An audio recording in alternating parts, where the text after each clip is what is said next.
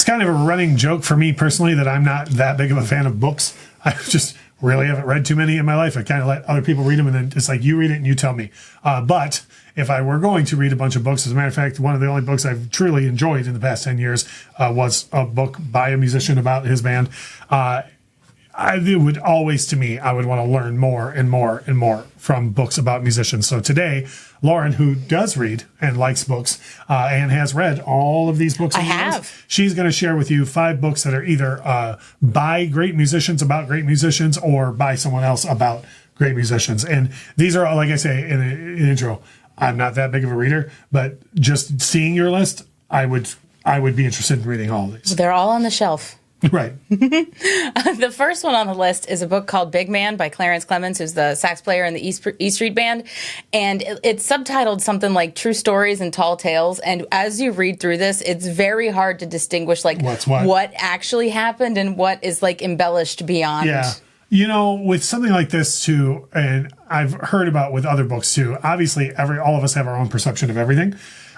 And this is not directly about Clarence Clemens, so I'm not saying anything about him and substance abuse. But a lot of people say with these books and stuff, it's such an accelerated version of your version because who knows what you were on that night, who knows how drunk you were, who knows how drunk someone else was. And the touring life and all that stuff, days, cities, weeks, months, countries can all get interchanged in that. But I love that it's like, hey, some of this is true and some of it probably isn't, and who knows. I like that he just straight up said it too. It's the epitome of the unreliable narrator in probably one of the best ways. Yeah.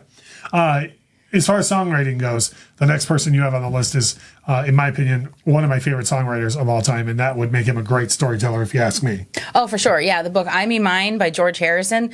And what's fun about this is it has a very loose structure to it, but there's, Giant surprise. Yeah, but there's great pictures, and then there's a lot of handwritten lyrics and stuff kind of throughout it. And so it's a very good kind of like snapshot into kind of how he thought about what it was he was doing. That's rad. Yeah. So the next one that you have, not only do I love this person, he writes a lot of things. I like to say he writes a lot of things I agree with. So of course I love him. But there's so much more to different communities, and I'm kind of spoiling this some, but like the metal community, there's a lot more to it than L.A.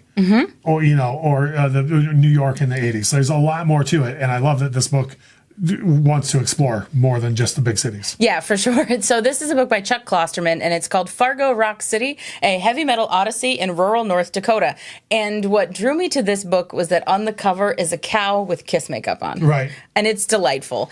And, it's basically about, like, appreciating this kind of music when you're just so far outside the any epicenter where it's happening. Yeah. It's like, how do you access it, and what do you do? Yeah. You never hear of anything like, and their Blu-ray was filmed at their concert in Dakota, or or it was, they kicked their tour off obviously in Fargo. You know what I mean? Like it's an area that's like, but like there's strong, passionate fan bases of every type of music everywhere.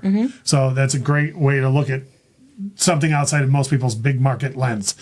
The next one that you have is one that doesn't surprise me that it's on your list, but I bet it's a book not a lot of people know about. Yeah, probably. So it's a book about Warren Zevon, and it's called I'll Sleep When I'm Dead, The Dirty Life and Times of Warren Zevon by his ex-wife, Crystal Zevon.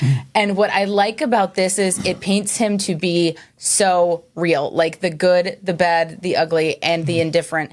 And kind of when you're on your way out of this mortal coil, you're thinking about what your legacy is. And this book, which in some aspects describes him as kind of a jerk, got Warren Zevon's stamp of approval before he passed. He was like, yep, that's real though. Yeah. And you and I have talked about this a lot with 2020 when someone passes.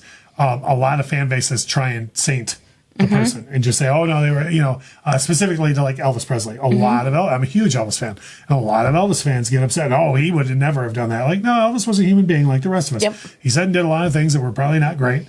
And, I know it's hard to shift through that, especially when people can make money on it.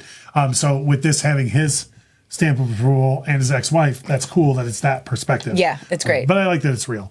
And then the last one on the list, absolutely no one is surprised by this. I will say you're showing amazing restraint, though, because I thought for sure there were going to be several books about this person on this list. I did, for you just to have one, it's improvement. It is improvement. Yeah. So the last one is Weird Al Seriously by Lily Hirsch.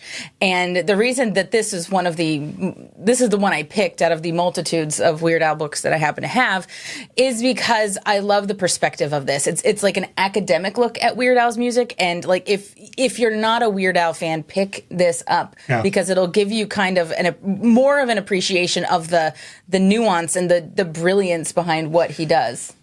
My biggest recommendation for it would be, because I know these people exist, and I'm not saying it's bad that they are, but I'm certain there are people that are like, how has this guy been around forever off of Eat It and White and Nerdy, right? It's because there is a lot more to the guy than Eat It and White and Nerdy.